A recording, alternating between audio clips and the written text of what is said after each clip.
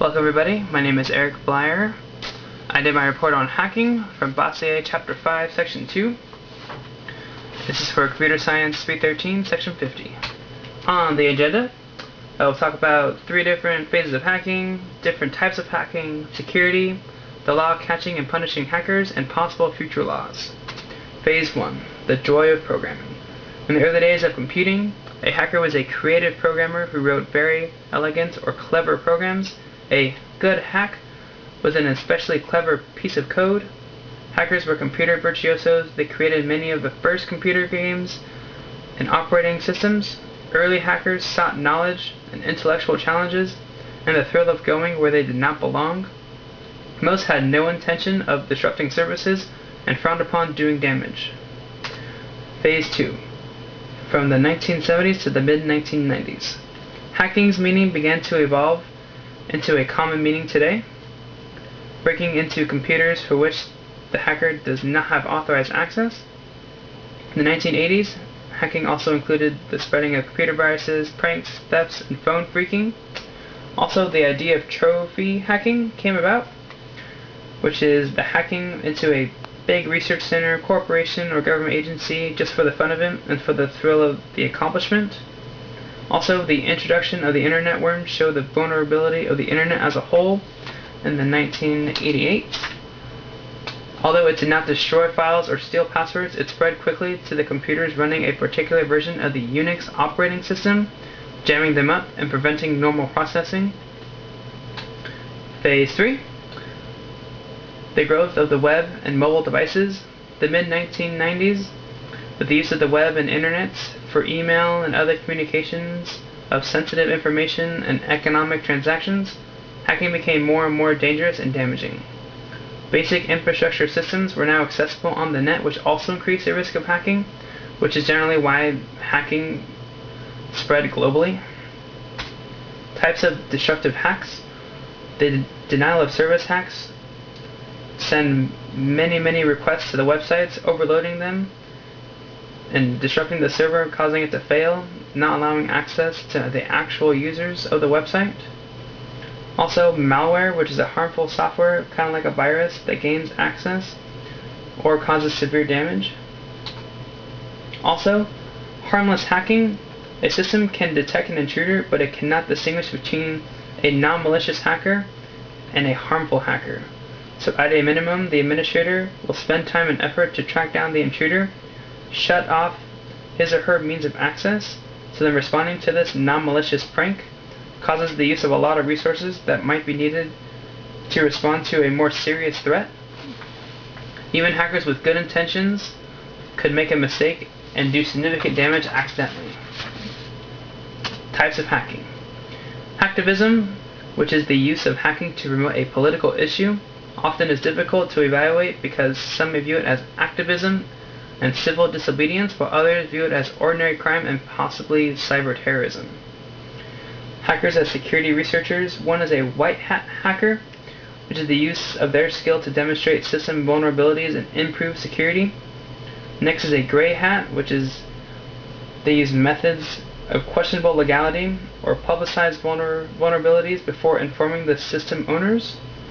Lastly, the black hat hackers use their skill to damage and destroy systems and steal information. The research hackers inform security issues. They do this by publicly showing them or by working with software companies. Working with the software companies allow the companies time to make a patch or to close security loops. Also, the research hackers don't like working with big software companies because due to the large number of security flaws, they're slow to plug the leaks and they do not behave responsibly toward the public. So publicizing the security problems in these companies is probably the best action to take. And they're resulting in treating these well-intentioned hackers as allies rather than enemies. Hacking as a foreign policy. An increase in the recent years is hacking by governments for social, economic, military espionage. Although the frequent problem with these is that it's difficult to determine exactly where they come from, and hacks from the foreign governments pose a huge threat of safety and national security. Then moving on next, the major weakness of the net refers back to the history of the internet, because in the beginning it started as an open access, ease of use, and ease of sharing of information. It was not designed as a security against malicious intruders. Security depended primarily upon trust between the individuals. Even organizations did not take security very, very seriously. Another reason was the complexity of the computer systems. For its time, it was really, really complex, and the security was not even close to where it needed to be to keep the site secure. Also, the speed at which new applications develop. Hackers regularly find gaps and holes each time a new product or application appears.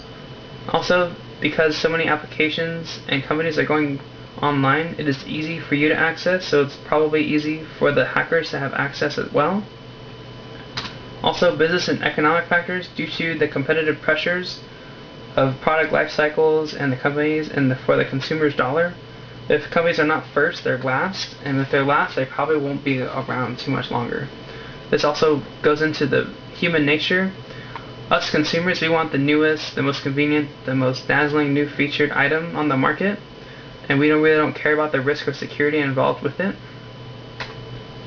But thankfully there are some security tools like encryption, which allows only certain users to send and receive information.